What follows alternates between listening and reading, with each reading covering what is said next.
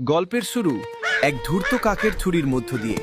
কৃষকের হাত ফসকে পাকা পেঁপে নিয়ে সে উধাও হলো এক নির্জন চরে। সে জানতো না তার অজান্তেই সে বালির নিচে পুঁতে দিয়ে গেল এক নতুন গল্পের বীজ। রুক্ষ মাটি ভেদ করে জাগলো এক কচি প্রাণ। এক নিঃসঙ্গ তোতার চোখে পড়ল সেই অসহায় চারাটি। মায়ায় পড়ে সে প্রতিজ্ঞা করল, তোমাকে আমি বাঁচাবই। সেই বটগাছকেই বানালো নিজের ঘর।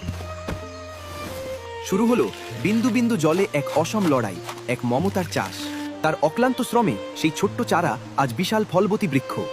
সাফল্যের আনন্দে আত্মহারা তোতা ছুটে গেল পুরনো বন্ধুদের এই খুশির ভাগ দিতে। কিন্তু সুখ সইল না। একদল লোভী শিয়ালের হিংস্র থাবায় মুহূর্তেই তছনছ হয়ে গেল তোতার তিলে তিলে গড়া স্বপ্ন।